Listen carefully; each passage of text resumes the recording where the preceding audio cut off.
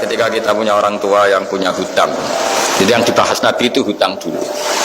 Itu karena hak adami. Hak adami itu tuntutan. Jadi kalau dalam kitab fikih itu ada istilah haqqu wa mabniun alal musamaha wa haqqul adami mabniun alal musyaha. Jadi kalau hak Allah itu Allah lebih rileks. Karena Allah itu tidak butuh disembah, tidak butuh dipuja-puja. Allah sudah terlalu besar. Al-Qayyum sudah besar sendiri. Sehingga Allah itu mudah, ngabaikan haknya itu mudah. Tapi kalau hak adami, bawaan manusia itu kalau hartanya dibawa orang itu ingat terus.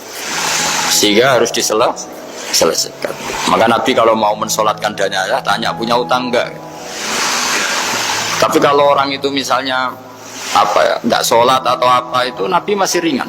Yang ditanyakan imannya. Bukan berarti kita nyepelekan sholat enggak. Tapi memang agama ini yang diprioritaskan itu hak adami. Sholat itu super penting, bukan penting lagi super penting. Makanya pertanyaan tadi tak teruskan dulu. Anak cucunya itu prioritas itu mikir utang dulu. Karena ini yang hak adami gitu. Ya. Nah setelah utang itu selesai, baru dipikirkan menurut sebagian ulama, anak ini boleh mengkodoi sholat yang ditinggalkan orang tuanya. Atau dikafaroi, misalnya per sholat nilainya sekian terus dibayarkan ke fakir miskin. Nah, tapi pertanyaan seperti ini sepertinya mengganggu. Mengganggu itu begini, takutnya jadi masif. Jadi masif itu gini, berhubung ada solusinya. Ini yang tanya orang mana tadi itu? Solo, ini orang Solo ini harus dikasih tahu.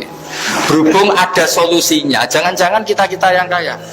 Misalnya Pak Yusuf atau Bu Sulis kaya, kalau nak punya tabungan, nak saya tidak usah sholat ya, nanti gampang. Karena per sholat kan nilainya hanya sekian gitu. Umur saya kan paling tinggal berapa, itu cukup lah apa? Iya cukup untuk mengganti, itu kan ribet. Makanya solusi itu ya kadang tidak baik gitu. Karena nanti dipakai saya naik dewi gitu.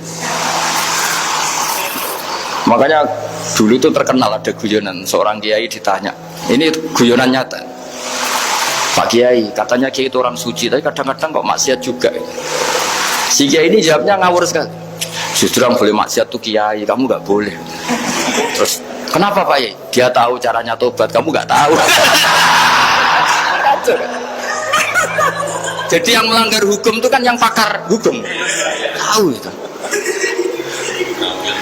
tahu ilmunya, cara melanggar tapi nggak bisa dipidanakan. Punya penghapusnya betul? Ya punya penghapusnya, itu kan ribet.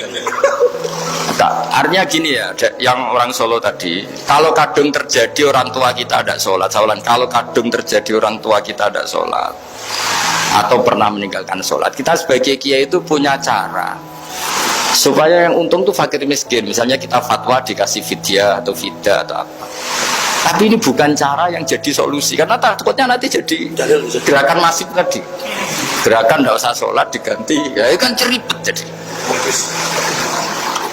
Tapi kalau sampai ingin berbuat baik sama orang tua yang nggak pernah sholat, saran saya satu, hak adaminya selesaikan dulu. Karena memang dalam syariat Islam nomor satu itu hak. Masyhur itu kan ketika ada jenazah Nabi itu gak tanya orang itu sholat gak, dan tanya kan punya utang gak gitu. Sehingga kalau di kampung-kampung di mana-mana kalau ngelepas jenazah kan, kalau ada hak adami diambil alih keluarga supaya mayit ini ketemu Allah tanpa ada hak adami kan gitu. Semuanya kan ya kan yang diselesaikan kan adami dulu, utang piutang itu tadi. Ya gitu ya, jadi tidak semua solusi itu baik karena takutnya tadi loh apa? Jadi gerakan tadi.